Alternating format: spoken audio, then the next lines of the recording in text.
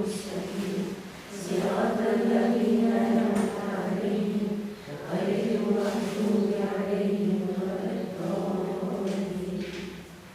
إلى حضرة سيدنا الشيخ عبد القادر الجيلاني رضي الله تعالى عنه ورسوله وفروه وابناء طريقته أجمعين الفاتحة. بسم الله الرحمن الرحيم. الحمد لله رب العالمين الرحمن الرحيم مالك يوم الدين إياك نعبد وإياك نستعين اهدنا الصراط المستقيم صراط الذين أنعمت عليهم غير المغضوب عليهم ولا الضالين. إلى حضرة سيدنا الشيخ أحمد الرفاعي رضي الله تعالى عنه ورسوله وكله وابن طريقته أجمعين الفاتحة. بسم الله الرحمن الرحيم. الحمد لله رب العالمين الرحمن الرحيم مالك يوم الدين إياك نعبد وإياك نستعين اهدنا الصراط المستقيم صراط الذين أنعمت عليهم غير المغضوب عليهم ولا الضالين. إلى حضرة سيدنا الشيخ معين الدين الشيزي رضي الله تعالى عنه ورسوله وفروه وابناء طريقته أجمعين الفاتحة. بسم الله الرحمن الرحيم.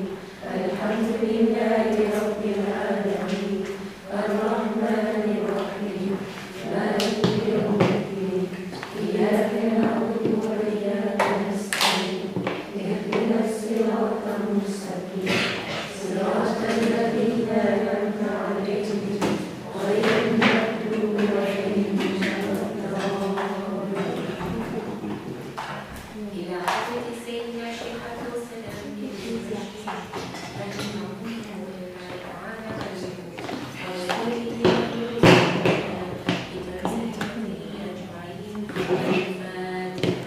بسم الله الرحمن الرحيم. الحمد لله رب العالمين الرحمن الرحيم مالك يوم الدين إياك نعبد وإياك نستعين اهدنا الصراط المستقيم صراط الذين أنعمت عليهم غير المغضوب عليهم ولا الضالين. إلى حضرة سيدنا الشيخ باود النقشبندي وسيدنا الشيخ أحمد البدوي وسيدنا الشيخ إبراهيم دسوكي وسيدنا الشيخ سعد الدين الجباوي رضي الله تعالى عنهم وأصولهم وفروعهم وابناء طرائقهم أجمعين الفاتحة. بسم الله الرحمن الرحيم. الحمد لله رب العالمين الرحمن الرحيم مالك يوم الدين إياك نعبد وإياك نستعين اهدنا الصراط المستقيم صراط الذين أنعمت عليهم غير المغضوب عليهم ولا الضالين. إلى حضرة سيدنا الشيخ يحيى بن محمد رحمهم الله تعالى عنه أصوله وفروعه وابناء طريقته أجمعين الفاتحة. بسم الله الرحمن الرحيم. الحمد لله رب العالمين الرحمن الرحيم مالك يوم الدين إياك نعبد وإياك نستعين اهدنا الصراط المستقيم صراط الذين أنعمت عليهم غير المغضوب عليهم ولا الضالين. آمين. So we welcome Ustada Khadija with us this morning. I'm seeing a few new faces, mashallah. Welcome to the class. Alhamdulillah. أعوذ بالله من الشيطان الرجيم. بسم الله الرحمن الرحيم. الحمد لله رب العالمين. الصلاة والسلام على سيدنا محمد وعلى آله وصحبه وسلم. السلام عليكم ورحمة الله وبركاته. وعليكم السلام ورحمة quickly turn to the notes from last week? The Quran section, the notes from week 6.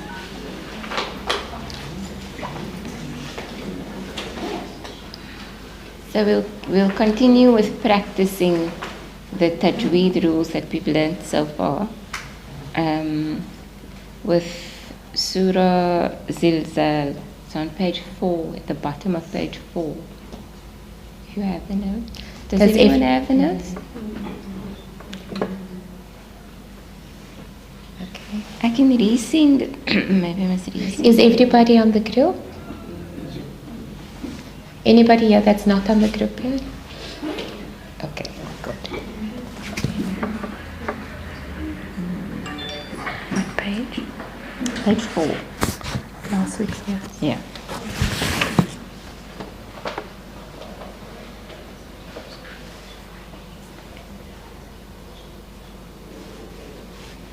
I just.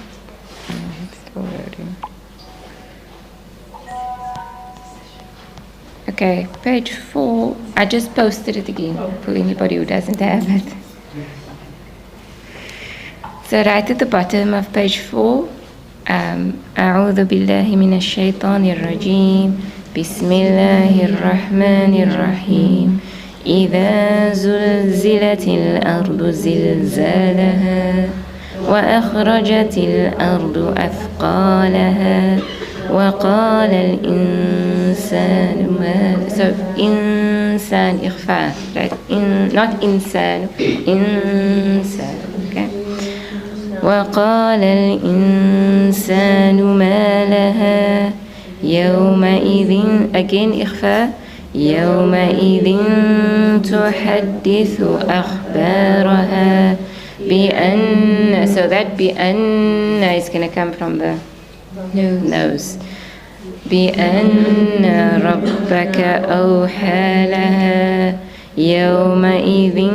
So إضغام. Now this, the غنة and the ya are kind of mixed. يومئذ. So there's a ya, but there's also a lot of nasal, right? So يومئذ يومئذ يصدر الناس أشتاتا أشتاتا ليروا أعمالهم يعمل مثقال ذرة. So the ذرة خير, so that's clear, right? Because there's a throat letter after the tanween. There's no mixing, there's no ikhfa, there's no ghunna, it's just clear. ذرة خير, so not ذرة خير, ذرة خير, right? فمن يعمل مثقال ذرة خيرا يره ومن يعمل مثقال ذرة شرا يره. Okay, so because of ذرة and there's a sheen afterwards, so it's going to make ikhfa. So then it's not going to be ذرة شيرا like it was in the previous ayah. Okay, from the beginning, let's all recite together. بسم الله الرحمن الرحيم إذا زلزلت الأرض زلزالها وأخرجت الأرض أثقالها وقال الإنسان ما لها يومئذ تحدث أخبارها بأن ربك أوحى لها يومئذ يصدر الناس أشتاتا ليروا أعمالهم فمن يعمل مثقال ذرة خيرا يره ومن يعمل مثقال ذرة شرا يره. Okay, while they're busy still sitting up, we'll recite another time. But when we recite, you don't need to be in a rush. There's no rush. Leisurely. Recite leisurely. Can I have him pick up the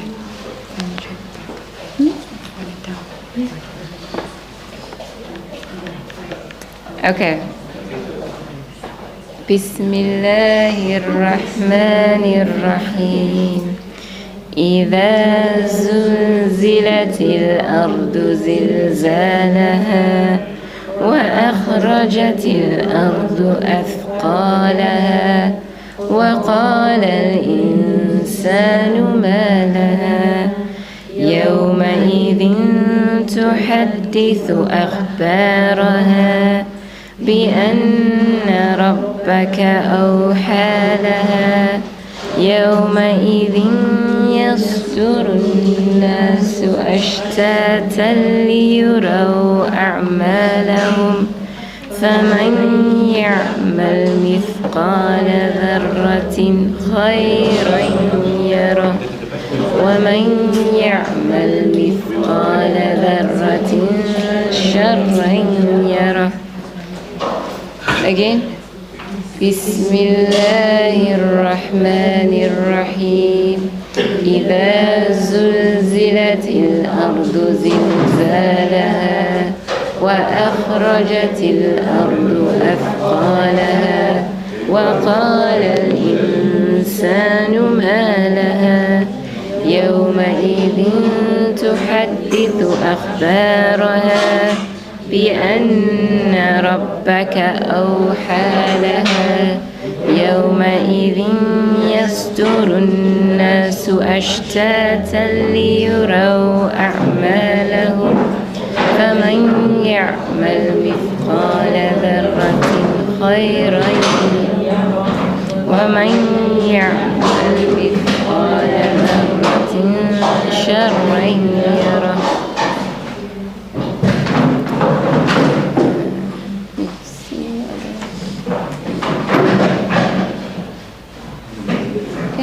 We can recite one more time.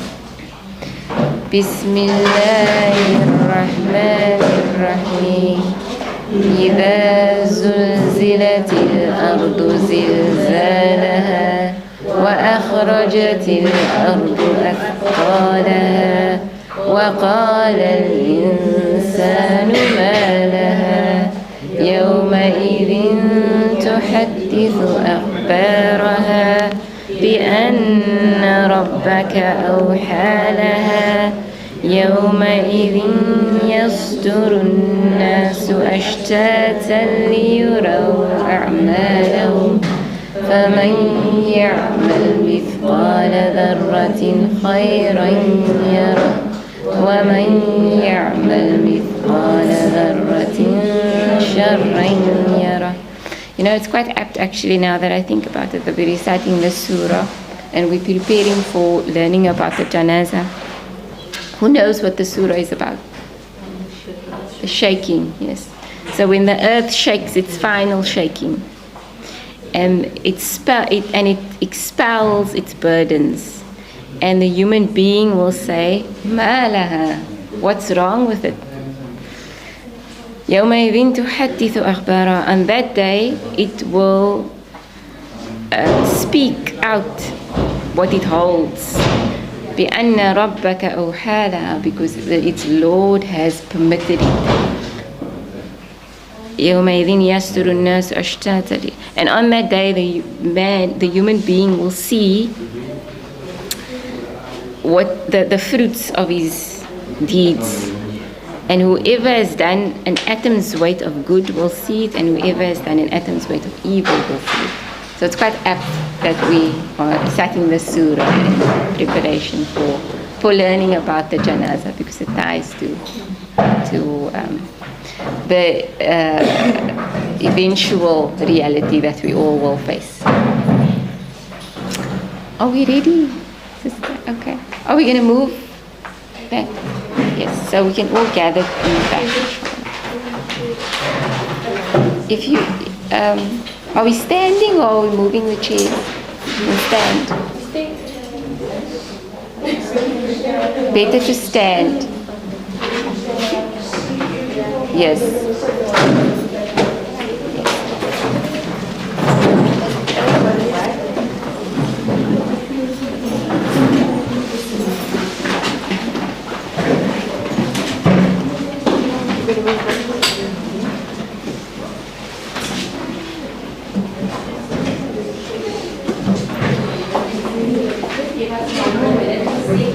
And they will this one might sound a little weird, but you'll be able to see right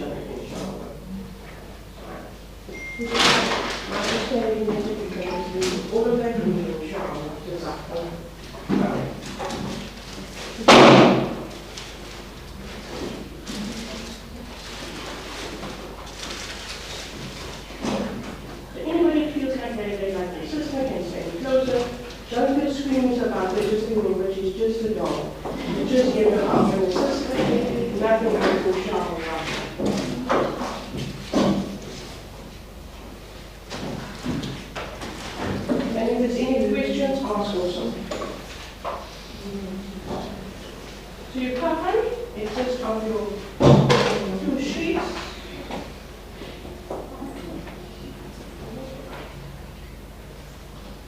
One, two, the jet, and the cinnamon, and then the swamp. Basically, that is part of your coffin. What's the church campus in your website? The males normally get just 3 sheets, but nowadays they also put them also on like jerky and Shroud. What's up there? Okay, it's good enough to do everything together, which is nice. So the time of family members come and see her, they look up and they look down, why do you want to look down? There's nothing up here. So that is what we do in Shroud. So when the body, or the way, when she's on the cargo, you are Lisa. And what's the first step you do after releasing? You see it down. You have blood loss. Blood loss, right? Which is the fingers, right? We're loosening the limbs. So if you hear a cracking sound when the limbs is being loosened, don't be alarmed about it because the cracking only in your carpals. It's not cool for you to crack your fingers while you're alive. The old people used to say if you do that, you show your own backs. I know that he's cracking their fingers. Stop doing it for a minute to what happens. Your finger becomes nothing. So, okay? So after doing that, the losing of the lungs, the bringing of the arm to make sure the arm is loose to move around. Then it's the istiqlal. The istiqlal is the emptying of the stomach. Although she might not have been eating, it's still needs to die. You bring the weight up in the sitting position as much as you can and you place it down. Everything you do is 3 times. Alright? The water that we use, I use normally 3 buckets of water for any of this one, depending also. So you do a little bit more, but sometimes just 3 buckets of water. Our next step is our stinging. So we sting always whatever we do is underneath. Everything's underneath, right? Water and soap and you sting them. The one that is doing the sting always need to look and to see if the cloth is dirty. You can't just sting and go when how do you know it's not dirty? Or that it's not clean, right? So when that is done, what is our next step? Obviously. Put it over, right? Sunnah. Not the flower, sunnah. First the hands, the mouth, and the nose. Right? And that is it. And you do the cleaning of the mouth and the nose with cotton wool. Do not put this water in. Because if when the water goes into the mouth, into the nose, you will start. You start cotton wool. The smell will start easily. Right? And after that, you start with sunnah bath. Right?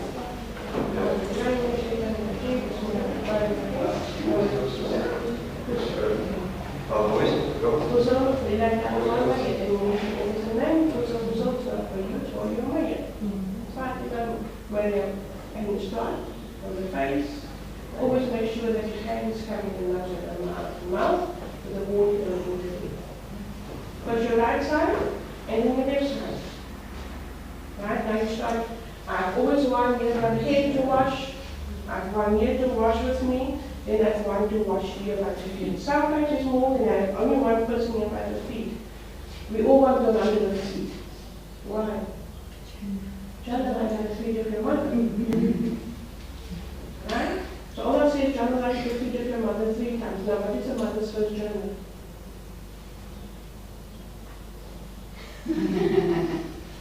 When you're harming, you're a Jannati. When your organs keep going for that baby to grow. So should you pass on when you're harming, everybody will say she's a Jannati. What is your second Jannah? Giving birth. And your bones will get open for that baby to come through. So should you pass on when you give birth, everybody will start saying she's a Jannati.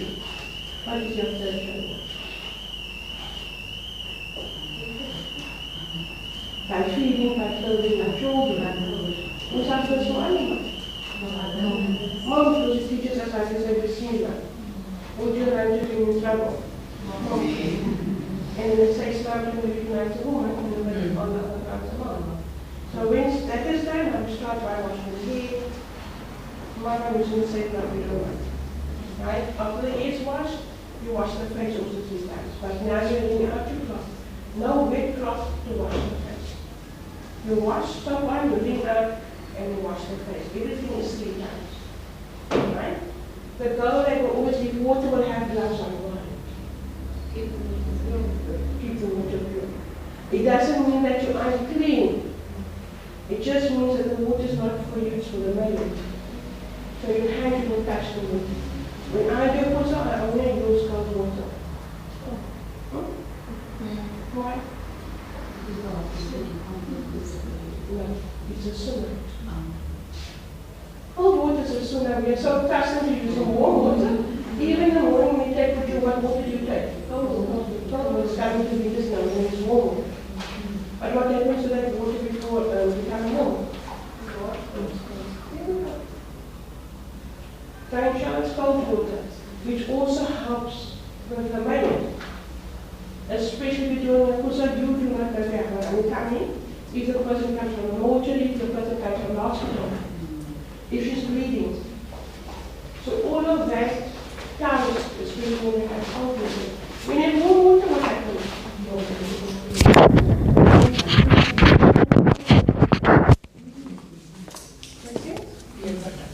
After washing the face, you just want to wear this. We can put it. I'm not hearing anything. I got a problem with my It's just for the online. Online. More for that? It doesn't work. Okay, I hope it's going to. Let's do it like this.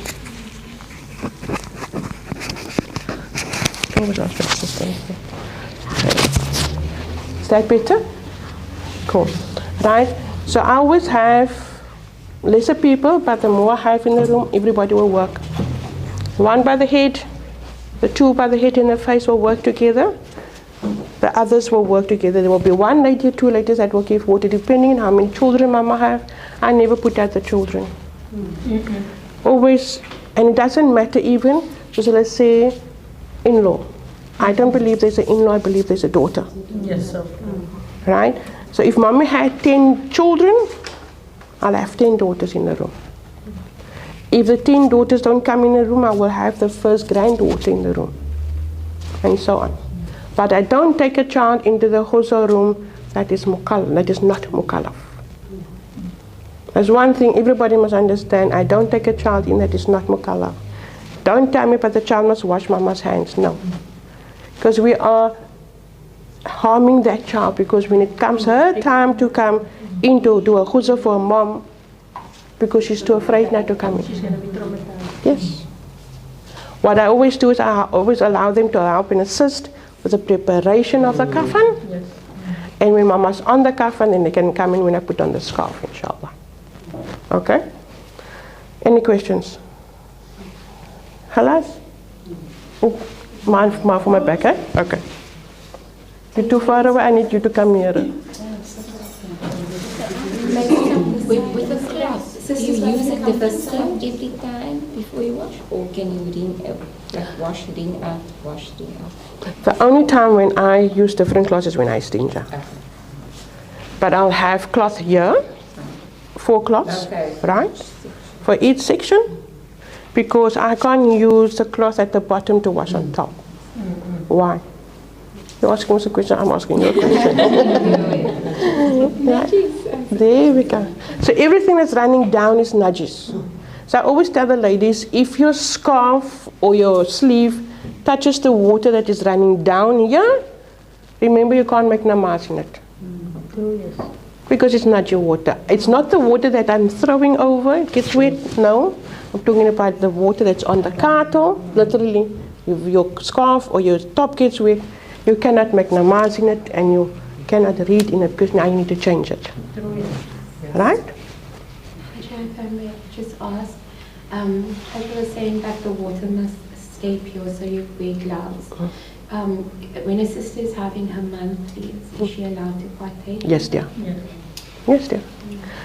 The kissa is when our beloved Nabi Muhammad sallallahu alayhi wasallam asked Sayyidina Isa alayhi salam to drink from the cup that she was drinking. She said he can't because she's got a khair. In order to prove that there's nothing wrong with her, he placed his lips where her lips was. Your khair is just another mechanism if you're married for the next generation to come. Your khair doesn't mean you're unclean. It purifies us for the next generation to come in. And it's also said that if you have your khair, you're not allowed to visit the sick. But now, if you are looking after the sick person yourself, what do? We can't leave our mother and Najis, or our father. So it is, I always say it is, like my late Sheikh Fuad said, julle vrouwmense is wel bygeloof is. Yes, so true, so true. So female, yes. So female to female, we don't break each other's wudu. So how can I break her wudu? How can she break my wudu? Make sense? Cool. Anything else before I continue? Anything else before I continue? Some Mualima, you can use from this cloth as the washing rag. Yes, no. There will always be cloths when I do the ghusl. Sometimes the family have their own washing cloths, face cloths, right? I will use that, but then I will use this as tincture cloths, but I also use in order to wash as well. But it will be different cloths at the same time. And the cloths, if we keep our own cloths, is it okay if we wash with Stay Soft or something like that, or is that doesn't matter? But what soap do you go on Umrah and Hajj? Unscented. Okay, the in thing now is that people is using sunlight dish soap. I mean, I'm still old school. That is, I'm still old school. So I believe in my sunlight bar. But I want love.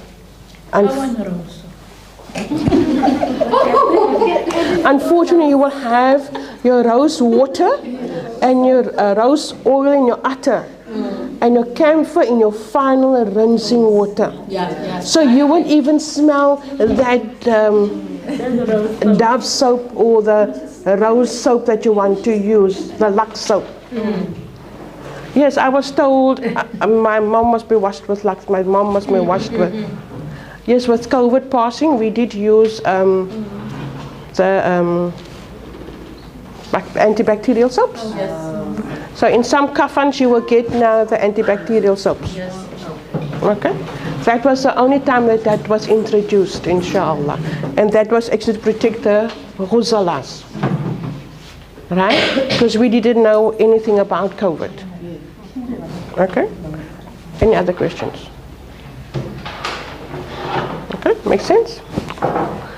I don't know why I'm fascinated with you, my puppy, but you never. I was taught also if we do the shrouding of the mayat, you see where I'm standing, you doing the istibra. I'm the person in danger somehow. Yes. Yes, a khuzala is always a danger. No, not the khuzala, the person is standing here. No. Anybody that is doing and take part of it. That's why if you're the khuzala that's in charge, you need to make sure that you protect everybody. Because there's a wind that can come up, because a person standing there, not just you standing there, and if you're turning, person standing here. Because I've seen that when we did a body once, so the lady that was busy doing the istibra, and then the daughter was like, she didn't want to listen to what we said. We said that she's supposed to either you stand by the head or somewhere along here, but not here. And so I did the istibra, and as I did the istibra, and the mother Right, ran in and like, you know that smell. She fainted about that smell. Yes. Yes, subhanallah. Sometimes that smell happens before Ajal. Sometimes it happens on the cattle, but that smell is sometimes so bad that you don't even want to be in that room. You will open all doors, all windows, and it still won't take away that smell. Amen. But I hope she's okay today. No, she's fine now. Alhamdulillah. So the wind didn't catch her. Only the smell. Then another thing is this, Mualima. I've also learned that, say for instance, we go into the room. Mualima now said, Mualima take 10, even Less. right? This is how they say, what happens in Vegas stays in Vegas. Definitely. Definitely. Yeah, Whatever happens, no. Yes. And say, had a tattoo, had have to be tattoo, and so, no. Whatever happens in a ghusl room, stays in a ghusl room. You don't talk about it outside. That's why I say I don't take a child that is not mukallaf into a ghusl room. Because a tongue don't have a bone, it wags. Yes. And if that child asks questions outside the room, by the time the story comes back to you, it's a different story. Yes. So I don't take a child in that is not mukallaf. It's not even only a child one. No, that's what I'm always saying. The adults as well. Your tongue don't have a bone, it wags like it wants to. So yes, you will have, especially if you have older people that's been, not just older people, families been visiting, knowing that there was sores or whatever in the body, or the body had a certain way of laying, what did you do about the body? Did you get it straight? Oh, did you see Umi had Yes. The thing is that it's not your concern. It's nobody's concern what happened to my body, to Mama. You must be concerned, was the ghusl done properly? Is Mama okay? That is your concern. Not what marks the body had on. But yes, we insan. And unfortunately, we insan. All right? Anything else? Okay? So in water and soap, you always start from the shoulder, down to the waist, up underneath the arm, from the shoulder down to the fingers. You lift up, underneath, out, 3 times. Always underneath. You don't open up to wash. Everything is underneath. When the ruh left, it went through various stages of Jannah till it met Allah. And Allah said, yes, my slave, I see you. So I see with malaika kafan sa ruh. So the ruh is here being flanked by all the malaikas, being shown the ghusl, the kafan, those that will read for and those that will ziyarata. So that is why I always say, whenever you're in a ghusl room, make sure that you are covered properly, from head to toe. Yes. Yes, sometimes we are menopausal, so we will take off, but we will always make sure our hair is covered, inshallah. Okay. So then you move down to your legs. Also, the inner of the thigh, if it's a petite woman, if it's a thin person, it's just straight over, straight down, only the top of the leg, straight down between the toes, up 3 times, right? And that side the same. If you have a partner that works with you, it goes quicker. If you're alone, first do your right side and then go to your left side. Now the turning. You don't rinse off now. Remember, we don't rinse off. Now we turn. Ever standing there, they must hold. Now the person's washing here also, from the back down to the hip, also 3 times, and the person here from the bottom right up under the feet. Here, when you do this, you check if your cloth is still clean. Mommy could have had a runny tummy. She could have been bleeding. She could have had bed sores. All of those things, inshallah. Right? And when that is done, I still use my cloth again to check. When we turn on our sides, our stomach contracts and it pushes down. So which means then I will feel if my rectum is opening up. If it's not, it's fine. If it does, I need to remove. And when that is done, I rinse off 3 times and I put it down again. And then we turn again on our right side and we wash that side again, similar to this side. And again I check until I know she's clean, and I rinse off. I place it down again and then I check here again. Why? To make sure she's clean before I continue. So now I rinse off again, 3 times first my right side and then my left side. And then we start with the farol wudu. Right? And this is one thing I like to ask. If a ghusl is done at home and not by a ghusl khana, if there's zamzam at home. Because 1 drop of zamzam to the water turns the water to zamzam. So I like zamzam for the farol ghusl, for my mother. Why not? right? Even if there was just a little bit left of the water that you were giving her, I will use it for the farah ghusl, inshallah. So then you will wash the hands 3 times, the mouth 3 times, the nose 3 times, and now you wash the face 3 times with your hands. Right? Then the arms up into the elbow, the forehead, the ears, the eyes and the ears, and then between the toes. Always make sure between the toes and the feet, up into the ankle. Right, now you start with your farah ghusl. I always use the camphor over the forehead when I make dua. Bismillahirrahmanirrahim. Now I do farah ghusl. Right? And I tool it onto the head, inshallah, with the camphor. And when I'm done, I start in the water of the farah water will be my camphor, rose water, lemon oil, and attar in it, because it's all that I always mix already, and I pour it in there so it can smell better. The camphor of today don't smell as the camphor used to smell in 20 years ago, because if you could smell like Tukamani 2 blocks away, you don't smell that anymore, even when you enter your house. So then again, you start again by holding your hand over the mouth and nose, 3 times over the forehead, over the face, and then you start first your right side, left side, you turn, and you turn again. I have a question. So you wash the body at that point before you do the yes. Have you changed your gloves or? Yes. Okay. What's your question? Was it the same question? Yeah. Okay. I always put 2 sets of gloves on my sweetie pie. Before we didn't have modern technology with just gloves. Yes, yes. So now I put on 2 sets of gloves. So when I start with the farah, I'll take the top set off.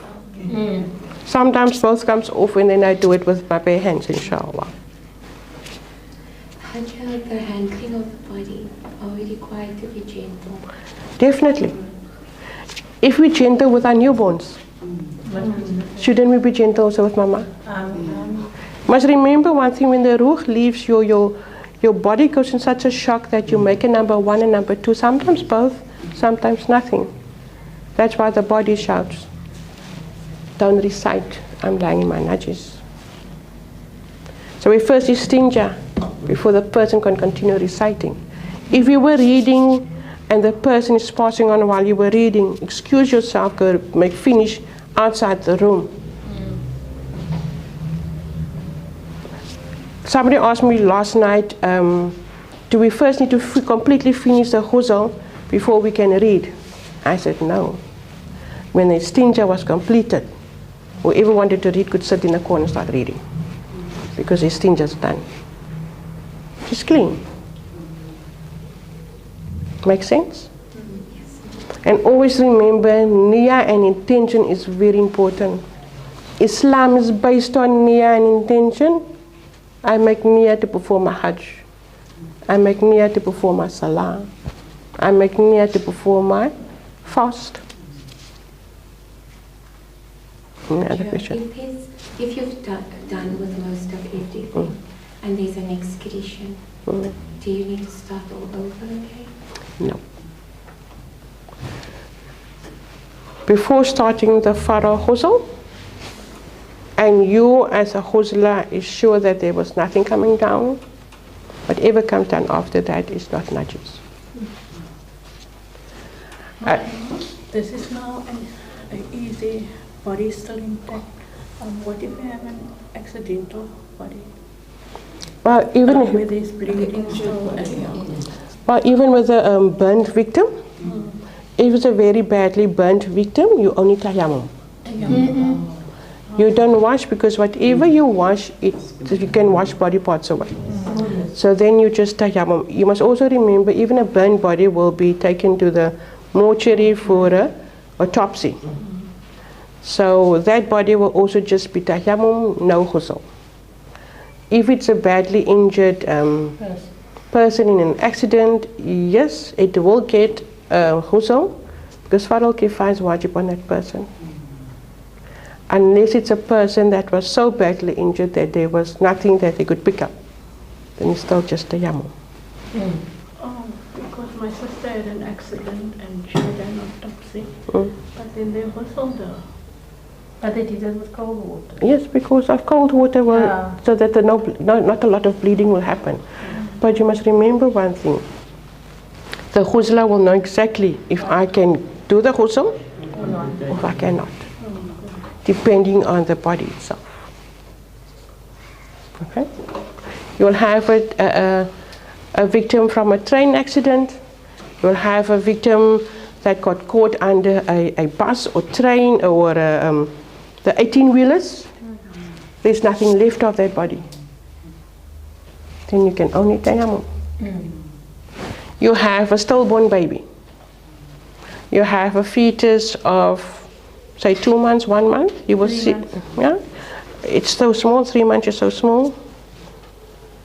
Sometimes a little bit bigger, but yes, depending on the skin of the baby, I will tayammum.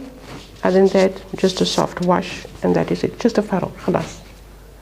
Must remember one thing: a baby that don't have ruh, farol kifaya is not wajib on that baby, but that baby must be washed. If that baby has ruh, farol kifaya is wajib on that baby, which means it gets everything. Sunnah, farol. I was also thinking about body parts, I was thinking, I knew someone who had a limb removed, so it was off the part and buried in the maqbara. Yes. But now what if they have a... That must still be washed. It's still part of a body. Still part of a body.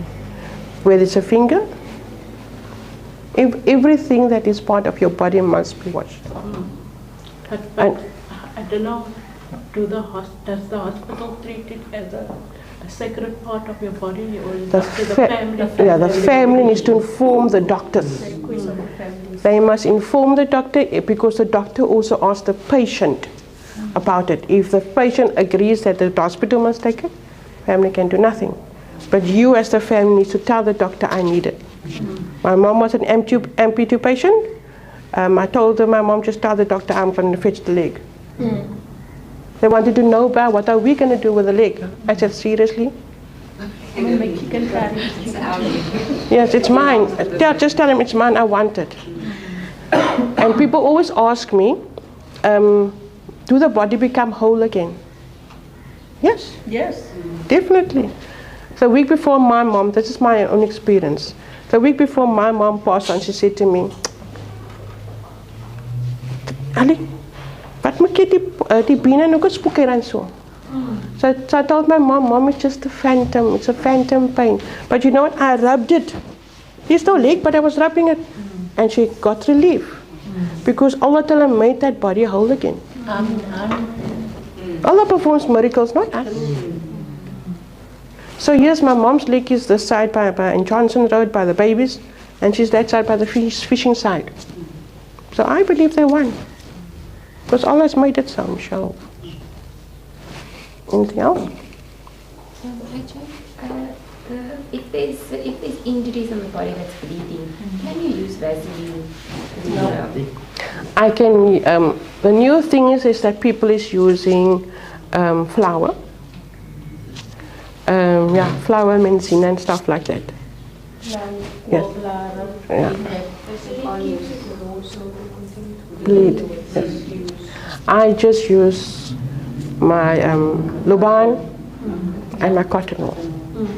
And if I need to put plastic in, yes, in order to make sure that the blood don't go onto the cover. Anything else? Yeah, because I was thinking, like, say in the case that the person is bleeding excessively, like you get the second set of kafan, like in case it's Well, yeah, because That is just in worst case scenario. In very worst case scenario. Yes. For instance, maybe the body might not have been bleeding after the ghusl is done. But the minute they left, they banged the car and the maid got hurt inside. And by the time they got to the qabristan, the whole cartel was soaked with blood. What do you do then? Kala, you bury her as is. And doesn't that remind us of how our beloved Nabi Muhammad sallallahu alaihi wasallam lost and had to bury his grandchildren when they were martyred? When somebody's kafan is soiled with blood, or soaked with blood. Amen. Okay? If it was a lady who was passed on during the menstruation, how do you... Still the same. The now in thing is that we some people is now putting on the kimbis, and especially if it is a cancer patient with very bad smells as well, they will put on a kimbis now. I still put on my aurat piece, but my aurat piece is cotton wool, but the inside of the cotton I put plastic in, like a pad, and it still absorb everything, inshallah, and lots of camphor on there. Okay, the only camphor on the aurat piece, but if there is a big bed sore at the back, I put extra cotton wool there, but with luban on. Does the body continue to bleed? Yes. At times it will stop, at times it doesn't, but you need to be ready and prepared for everything that you will encounter. You must remember one thing: if you do ghusl for the community, you won't just know the state of the body itself. When I get to a hospital and I get the body, maybe even from a home as well, old age home, a frail care center, and you come across bed sores that, how did this woman survive with this pain? Subhanallah, right? You need to use lots of camphor. That's why I always put extra in. I don't just use off my kafan, that is my kafan pack. My bag is always packed. Whoever knows me will always know me with a bag. And in that bag there's a lot of stuff in there. Because I always prepare myself for the next journey. Inshallah. About 20 years doing this, if you haven't adapted, then you need to get out of the kitchen. Right? At first, with COVID coming in, I didn't want to do COVID because of my husband being very sickly and myself being asthmatic. And then Nazmi phoned and says, Alawiyah. I said, okay, fine, I'll come and do it. And I went into hospitals with the COVID patients, full on COVID. I went into homes, full on COVID homes, come out. I never got COVID once. But wallahi, after taking this jab because we want to travel, I'm more now sick because of this vaccination. But anyway, this is not the vaccination. So I'm not going to vice about it. I'll leave it all in Allah's care. Anything else, ladies? Can you read and also do the ghusl? Once your istinja is done, completely done, yes. Then you can sit and read, yes. And especially if you have it and you've memorized, you can do whatever you want to do. You must remember one thing: if I pass on in Hanover Park and my family is in Saudi Arabia and they're making dua for me, the malaikas take it to Allah and Allah will say, it's from my slave, give it to them, and it will be brought for me.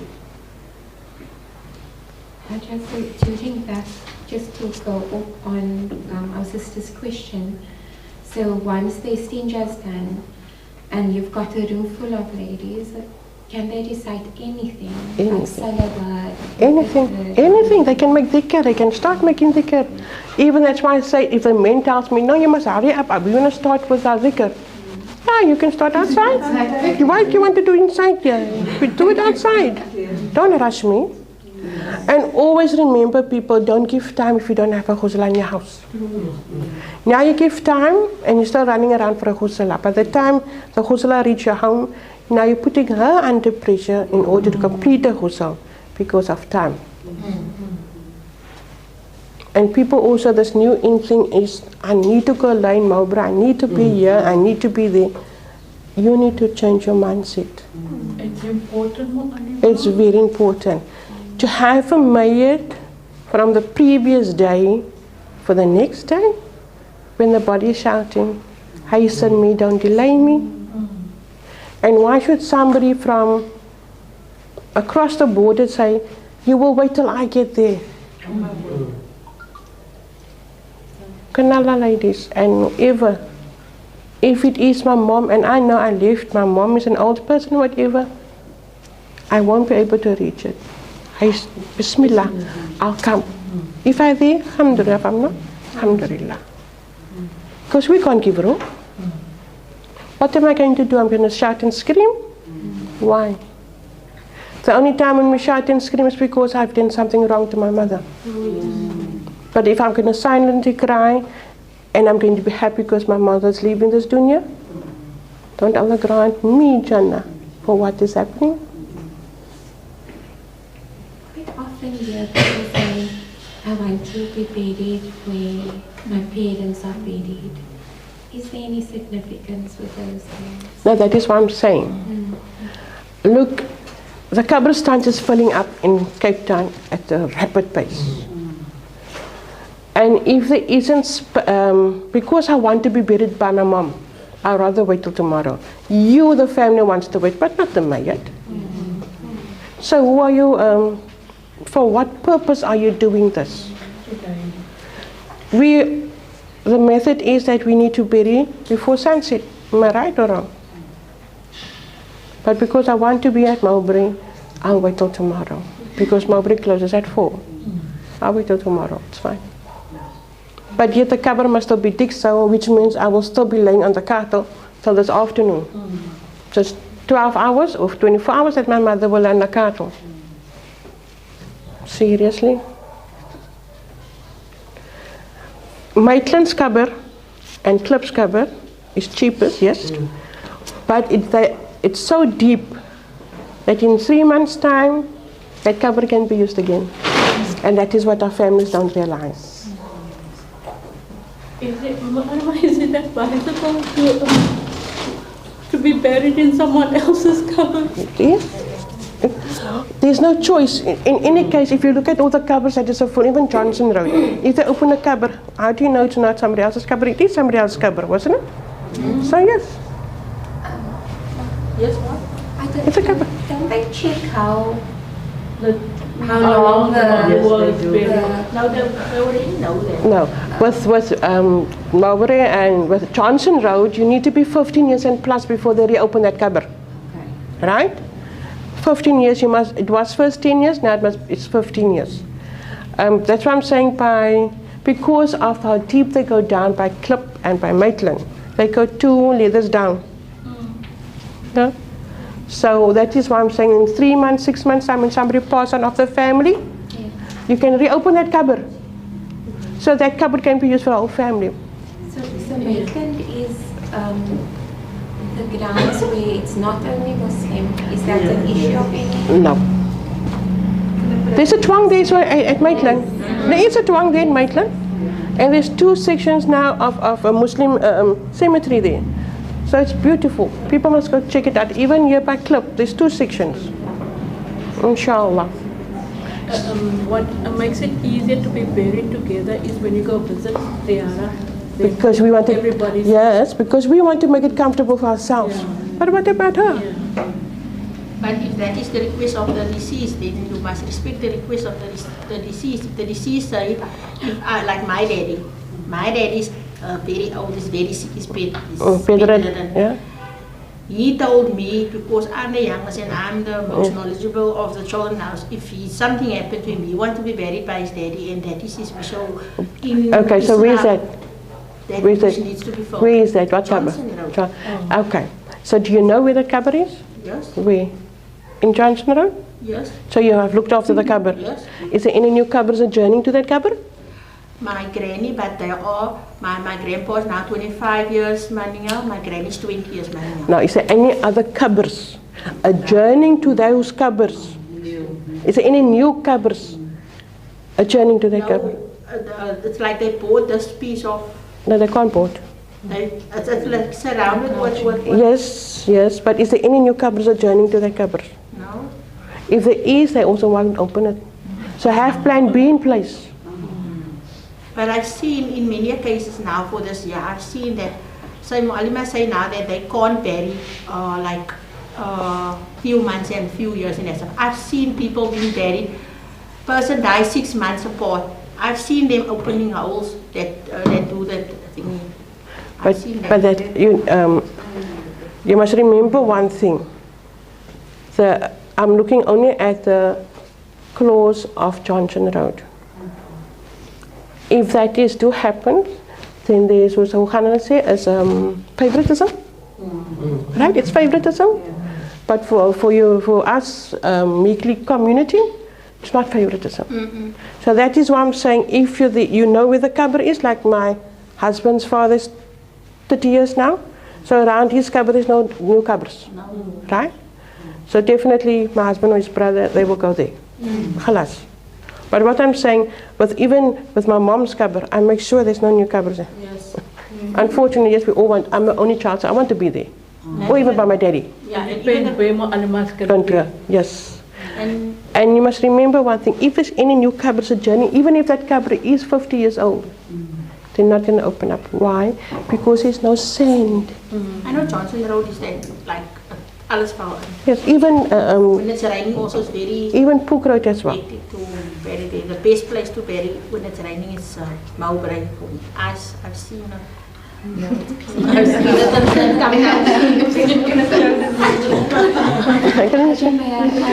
ask something? Just so,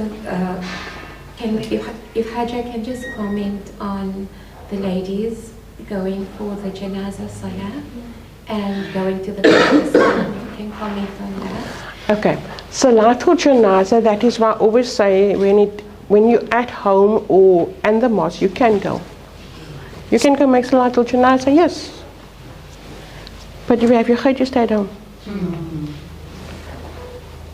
Ladies can go to the Qabristan, but don't go to the Qabr itself.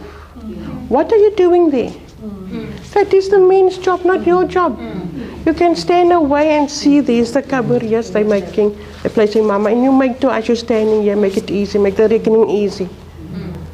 And when the men come back, you go there and you make again your dua, whatever you want to do. But you cannot go stand and say, wow, we're taking photos. You know, it hurts me. I was one evening, we had a late janaza. I mean, it's 10 o'clock, we got to the Qabristan. And now me and my friend is sitting, I say, and I just see ladies going in. Okay, let me go check. And the ladies were standing actually at the Qabr. And the men is talking, they're standing this. And I asked, but why can't you tell them they must come away? Tell the ladies to come away. That is why we can't bury, because Maya don't want them to see how she gets buried. That is not your job when there's no men. Yes, it's our job. This is our job. But why would you want to be there? Stand there, a distance away. That is my haq on it. At least we are being allowed now to go with the men to be at the Qabr. So be there. But at a distance. You can't take the job away. It's just one more question. Inshallah. That's fine. One of the things that once the body leaves the house, people just start talking. And I've been to janazas where they immediately go into reciting. There's a different Feeling. And I just sometimes feel that if it's for me, I hope that people will go Do the reciting. Definitely. For me, you know, when it comes to janazas bring families together. But families tend to forget that rather read instead of having conversations that is not pertaining to the death. Yes, rather make dua, let us make dhikr. So whoever is there, take it for say years to pass, years to Surah Yasin. Let us read, and when the men comes back, we will do whatever we need to do.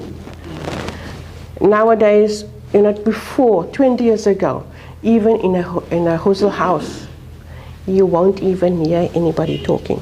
True, yes. Every lady would sit with a Surah Yasin. Now it's gone. Now it's totally gone. Because now we're talking, we're chatting, we're doing whatever we want to do. You won't even hear a teacup. Nothing. It's just quiet. You will just hear the recitation. It's just me talking in a huzur room, but yes, but outside you can hear that beautiful melodious Quranic coming through. So what's happening? Why are we changing? Like the Sheikh said now in the Hajj class, only the Cape Townian ladies goes in white ihram for Umrah and Hajj. Durban and Joburg goes in black. Wow, ladies. Cape Town, you shine. When you go to a mayat, go with colorful colors. Bring nur. We cry at a mayat. Why? You should be crying when a baby is born. You should be happy when a mayat leaves. We cry when a child is born because we don't know what life that child will lead and have. But when the mayat leaves, we must be happy because no more sin. Allah has removed the sins.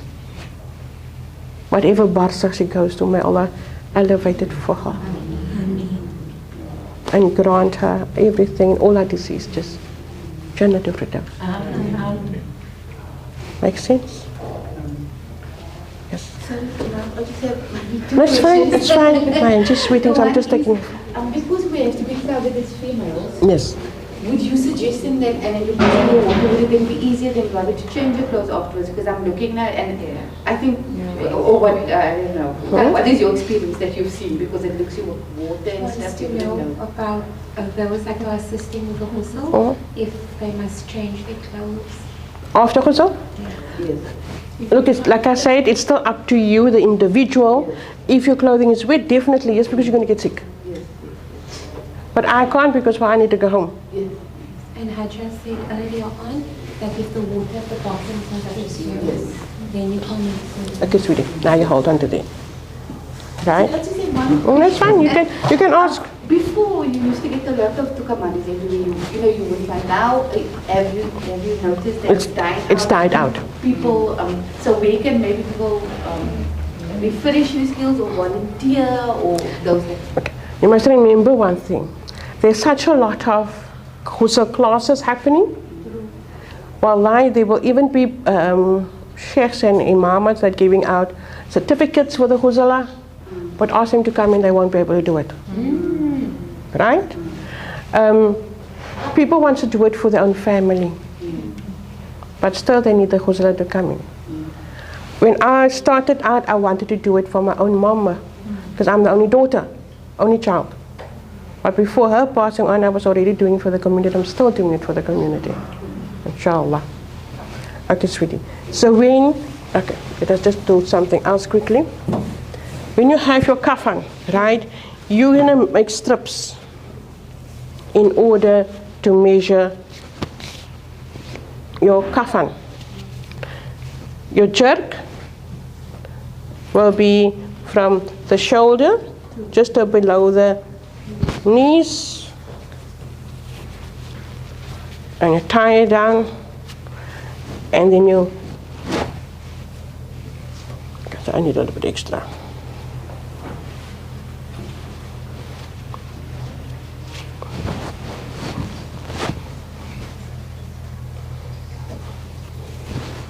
And you measure, you use your bunches to measure your kafan. What I normally do is with kafan, I measure it. This is a meter. So 2.5 for the jerk. So it is, if it is a narrow width, so 2.5 twice, it's 5. So it's 10 meters of fabric I'm going to need for the 2 sheets, right? 1.5 for the jerk. for my jerky. Right? So when that is done and you need to stitch, you stitch. I always, before, like I said, I used to walk with around, coming to a house, then I can't find needles, you can't find thread. Then I walked around with my sewing machine, and then I just decided to do it at home. So if I come in, Shiva will know my kafan is done. Okay? So then you start your preparations. Would you open up here for me? This is your turkey, right? And always make sure that your jerky is in line with your hole is in line with the throat.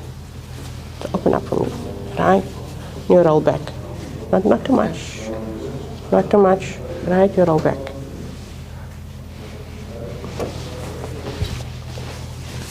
And your cinnaband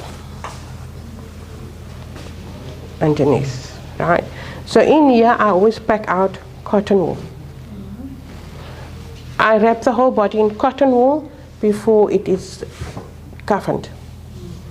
So whenever the males come from the kabristan, nobody will feel mama's aurat. Nobody will speak about her aurat. Nobody will say, "Yo, but mama was baie bones. She was baie maar." They forget to speak about her aurat. Now what they will feel is only softness. I don't just put cotton wool on certain places of the body. So she's nice and warm and she's comfortable. For me, she's a female, so that is how I like it, inshallah. So this is now your cinnaband, right? You take your cinnaband, you just bring it a little bit over, not too much, yes. And you use your tool. And you bring it over, not too much, just a little bit.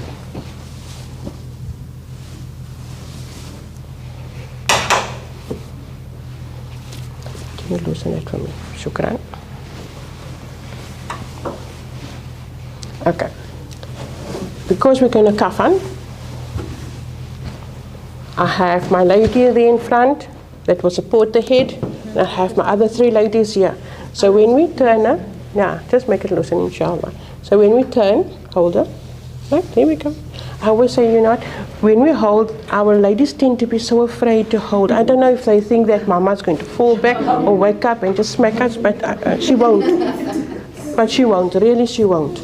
Okay? She won't, inshallah. She won't, inshallah. Okay, so what I normally do is I put on the aurat first. Right? I put on the aurat first. Maar laat ek het so styf gemaak het. So if this is the cotton wool, I will have plastic in between. Right? So then I will put on, so I will ask you just to lift up the top leg a little bit, now open up a little bit the leg for me, and I push through. Right? So you put down. So I will always use this hand to hold. So you'll always hold onto the cotton wool of the aurat. Okay.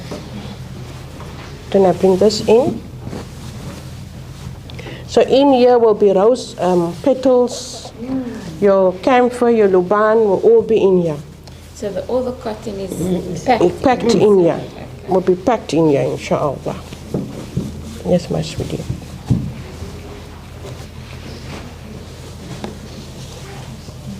And as you grow older, you learn. So I've also learned that a baby, by very old, Khuzallah,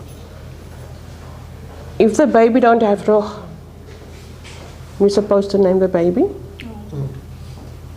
Hawa, if it's a girl, and Adam, if it's a boy. Because they are the first 2 people, humans, that Allah Ta'ala created on this dunya. But again, it's to the families if they want to give the child that name, whatever name they want to give, inshallah. So then I turn again on my side, holding on, and then we just pull out, mashallah, right, to make everything straight and neat. Okay? So because it's cotton wool, so we will pull over the cotton wool on both sides of the legs in order to form the pants. The cotton will come over in order to make sure that the booty is nice and secure, which means you will have your own socks on. The piece that comes over the body, the breast, will come over, and she will be completely covered in cotton wool here. She's not naked, yes, but don't look at the nakedness. Look at the cotton wool, right? I can't take out cotton because I didn't bring with, because cotton wool is a very scarce thing, right? You tuck in from the left side to the right, and tuck in that way, inshallah. And make sure it is neatly tucked in, inshallah, right? So this all here is nice and firmly placed in, right? This part comes over the head. Yes, my sweetie pie.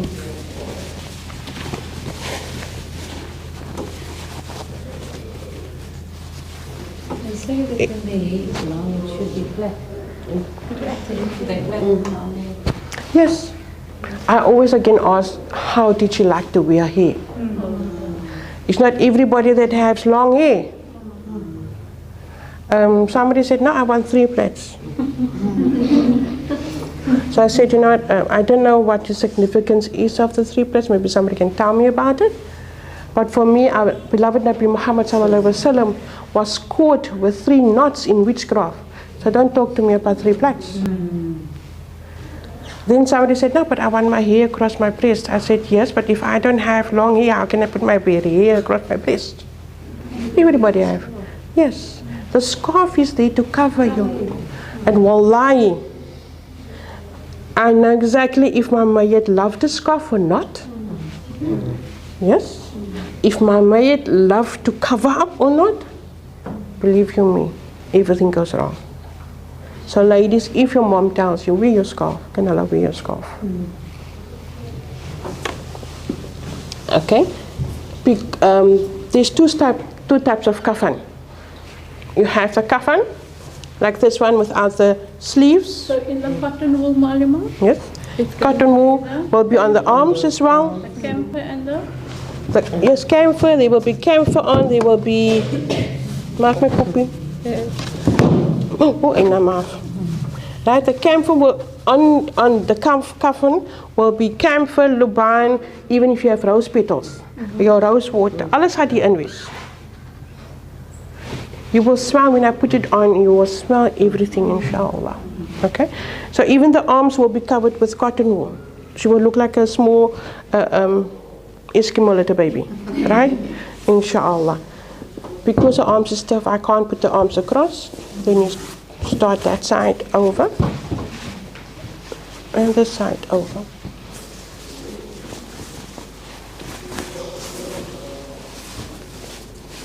Everything you might need.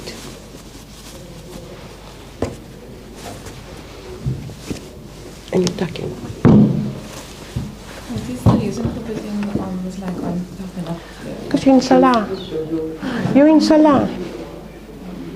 The first thing, this is my belief. I don't know how everybody else feels, but the minute I get placed in my cupboard and I get packed with my planks, and if I've been a person of Salah, what am I going to think it is? Maghrib. I need my musla. So before munkar and nakir can question me, I want to make my namaz. Makes sense, no? Pull your hair. Okay. So now she's on here. She's kafan, right? This must always be covered. Whether you see there's a piece of skin that you're showing, you take a piece of cotton wool and you cover here.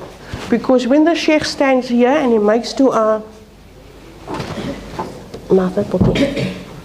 this is most open, right? Then you will see into the lady's breast. And that is the mistake that most ghusla make. Don't be flimsy about kafan. Cover her properly. Because it's not your son, it's not your husband, it's not your mahram. As 'n vreemde man wat daar staan en hy sien jou aurat. Nou wie sien nie nog my aurat nie? Die malaika. Inshallah. So your scarf, sweethearts, you can put it on any way you like to put on your scarves, whether it is a square.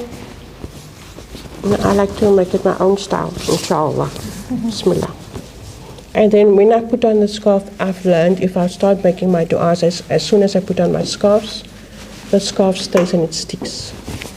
But the minute I don't start with my du'a, I'm having a problem, especially when it comes to young ladies that don't wear scarves.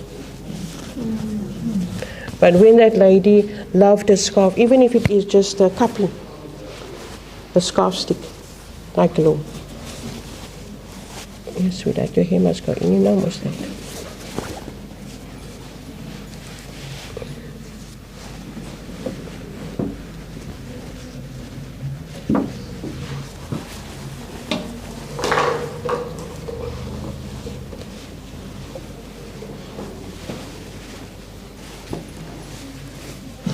And then you bind the mouth as well.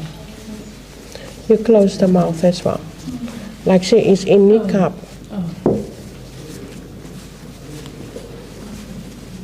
Some people will ask that the mouth be opened. How can I? Because they want to see the face. What is the reason for not closing the mouth? Reason being because of the wind. It's for health reason, and because when a woman is in a niqab, her gaze is always lowered. We're meeting our Creator. So when my gaze is lowered, I will meet my Creator, inshallah. And those that has been on Hajj, Umrah, what do they say when you enter the Haram? Lower your gaze.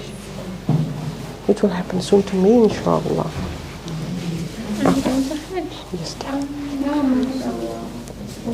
Amen. Okay. So now you use one at a time, right? Can I just ask if the parental class and about the next class that's going to start? So I'm going to close these doors. No problem. And everybody just get their bags and moving. No problem.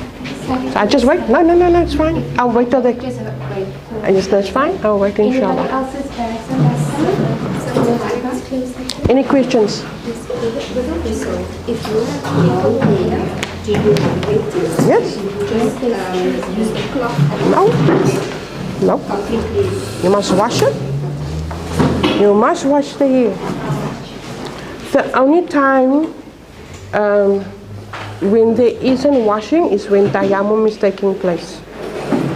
Even if there's braids done, I still need to wash it. I cannot remove the braids. Imagine how long I'm going to sit and loosening braids. But whatever is not part of mommy itself will be removed, inshallah. What do you use in the tie the pieces of the cloth? No. What I do is I always say plait it. Just remember now we cannot use the comb or the brush to brush out the hair. Right? What you do is you parting the hair and now you plait it till so much and you tuck it in at the back. Right? You bring everything to the back, or what I do is I curl it and I put it to the back. Or even a bun, but whatever's easy for her. Because your hair can also be used as your own pillow.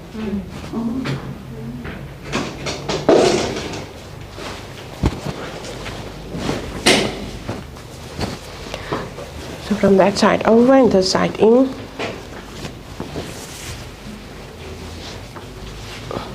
And always remember, a ghusla is not allowed to shave, cut nails, remove nail polish, even if it is Islamic. How can it be Islamic if you need to remove it before taking a dua? But yet you expect me to remove it when you pass on. I can't remove whatever is part of the body goes with the body.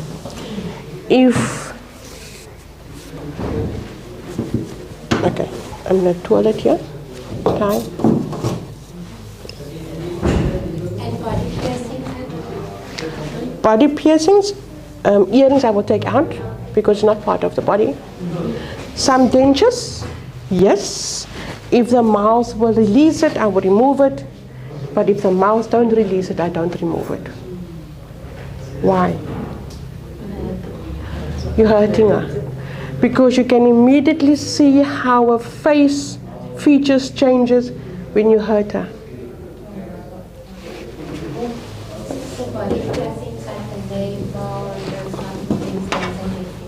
Yes, all earrings will be removed. It's not part. Yes. Rings, if it can come off, everything will come off. Because it's not part of the body. But like nail polish, I can't remove. Unwanted hairs, I cannot remove. All of that will go with them. That's why I always tell the carers as well, make sure to clean before I join the scene. Make sure that when you see she's too sickly to do anything for herself, clean her. And if this person has been used to shaving, shave her. Don't wait till the family comes in, because the family is sometimes too tired to do it themselves. So do it. And did you see how I tied you don't even ask one thing that, inshallah. Okay? We're tying the bunches on your left side, because when you place us in the cupboard, they turn us slightly face on the right hand side facing Qibla. Then this shows upwards for the men. So it's easier for them now to loosen and to get out, otherwise they need to look for it, and then they think mom is holding them behind.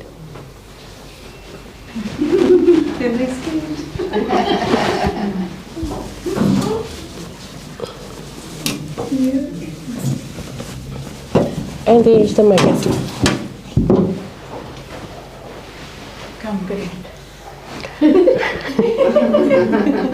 So always remember your 4 sheets. 1 for ghusl, 1 to make a hammock, 2 to cover. Some have the cloth that comes over, then you just need 2 sheets. The scarf. The towels is 2 ihram towels or 2 big bath sheets. 3 smaller towels, 1 for the head, 1 for the feet, and if it's a light sheet that you're using for the ghusl, to cover the aura. Because when that gets wet, the aura shows through. And I don't like to see my aura, which is mama's aura. Then you put aside the fez and the scarf and the handkerchief. And basically that you put one side. That is normal for anybody, for any ghusl, for anybody in the family. Gets washed out again and reused again. Any questions? If you were pregnant to that and die with the baby, do you first give birth to the baby or you baby?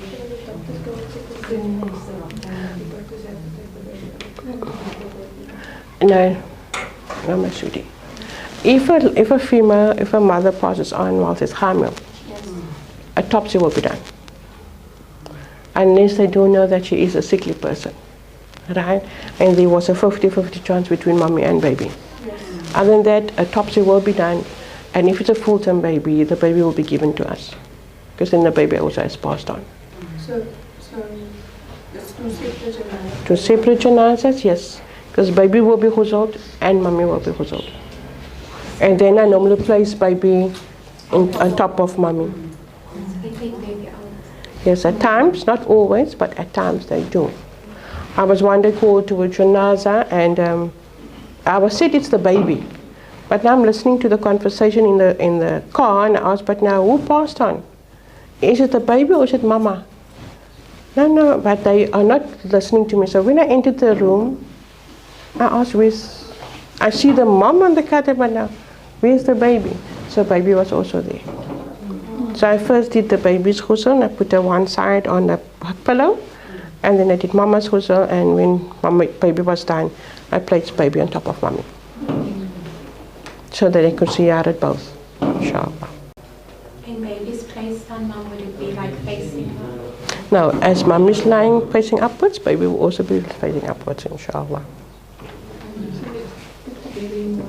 In one cupboard, yes, definitely.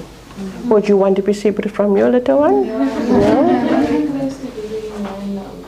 No, the baby will be placed as on top of mommy inside of the cupboard. So I won't have, yes, yeah. Any other questions? But they're wrapped in the same.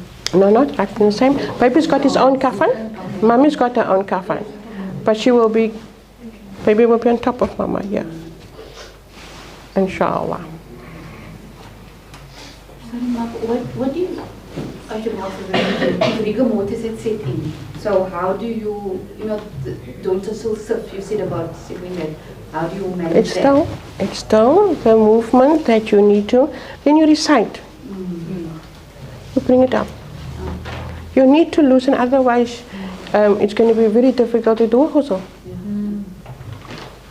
And we do have at times where our family members, because when you get sick you lay fetal, right? It's the most comfortable position to lay in any case.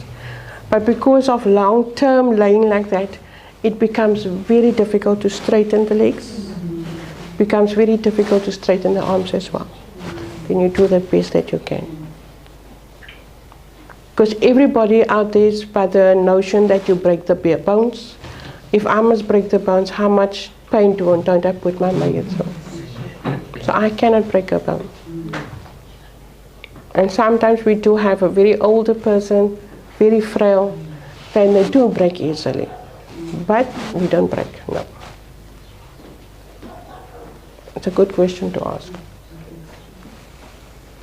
Anything else, ladies? Khalas? Amen. Amen. Okay? And always remember, with different cultures, some will leave the face open. Then we'll put cotton wool in there and cotton wool in the nose. But why? Rather cover. She's a female. Cover her. And she's in niqab. Beautiful features. So nobody needs to look them down what goes on there. Yes, it's strange enough, I've been in such a lot of ghusl places, ghusl rooms, with a family member will come in and lift up. What do you want to see there? There's the face, greet, make dua and leave. What is your business down there? What do you want to see that you want to talk about? Yeah, and I've been to Janaza before where I've seen a piece of paper being put in with toys on and stuff. That is different cultures and different beliefs. Yes. But it's all to us that they want to be placed with him in order to make the journey easy. Laminate mine, please. With those? Inshallah. I've been to Janaza where they put eyeliner on the baby. It's scheduled. Yes, yes. It's scheduled. I've only been to one and I just wanted to ask about it. No, because it's a sunnah. Oh. Because our beloved Nabi Muhammad used to wear it at all times. So it's a sunnah. Okay. And that is basically why they'd want it on. Yes. You see? I normally put it on, but the thing is I always ask, would you want me to put it on or not? And sometimes because Mama didn't use it or wear it, they don't want to have it on. So it's basically just custom, inshallah. Any other questions? Halas? Nothing else. Do you think there's a need for people to volunteer or learn this? Yes. The more that can be out there to help and assist, the better it is, inshallah. Ghusl and ghuslas is it's a trade that is slowly dying out. And our young people don't want to be part of it. They run away from it. It's only the older people that is eager to be part of it. But the minute it's a very heavy body or whatever, how am I going to allow an older person to do it? We only want to do it for our own family. We don't want to do it for an outsider. What about a body that is in the mortuary for a year, 10 years, and they ask you to come and perform the ghusl? They don't want to do it. We call it most purpose burials, right? The other day I had a baby in my house. She was 3 years in the mortuary. Parents didn't collect her. So we ghusl her. I think my house smelled for 3 days. Alhamdulillah. Because you must remember one thing, I think by mortuary and Shroud River, there's such a lot of bodies there that needs to be done that hasn't been identified yet. And the smell, if you go in there, it's terrible. It's horrific. Tigerberg smells better, but not Shroud River.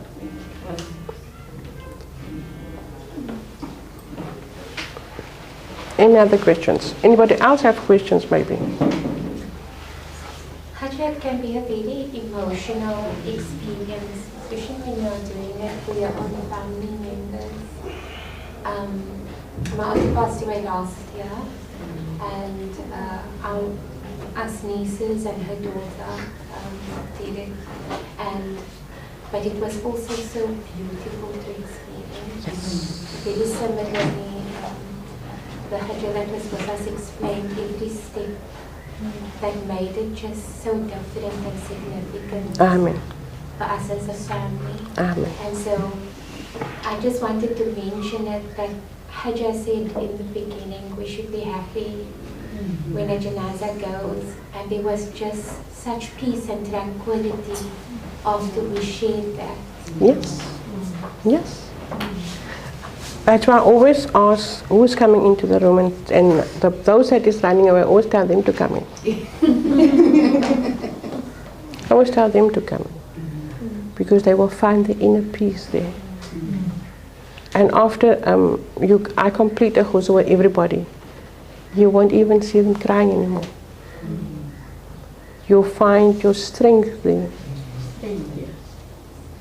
Because that is why you are there to assist. And for me, if you're in that room, you're going to work. You're not going to stand idly. Because unless you're an older person, which I will allow to sit because it's the granny, it's the mother, whatever. But when you're in there and you're young, you're going to work. Whether you'll be the doorkeeper, but you'll work. Because everybody, especially when we start with the Farah ghusl, you're going to throw water. Because that is the family's duty then, not mine. Inshallah.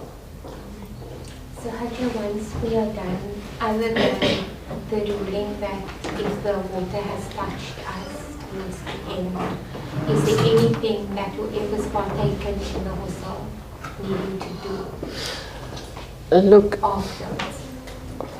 like I said again, it's about culture. Some believe if you've done your ghusl, finish, you must go immediately to go take a bath. For me, if you haven't touched najis, why would you want to go bath yourself? Say, for instance, the janaza is in next half an hour. You're going to shower. By the time you come down, just left already. So why can't your sunnah bath be done tonight as well? So a sunnah bath, yes, but not a farah ghusl.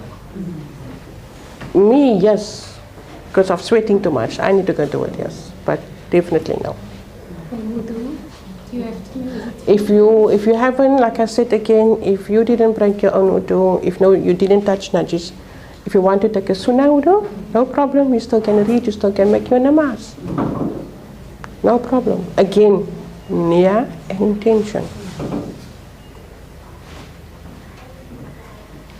Anything else?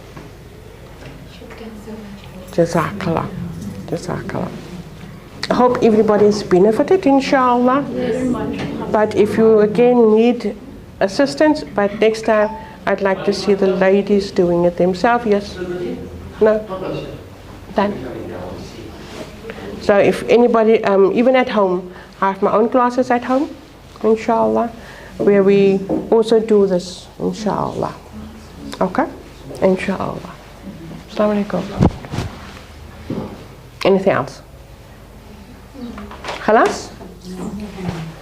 Anyway, like this, that's just but I'm going to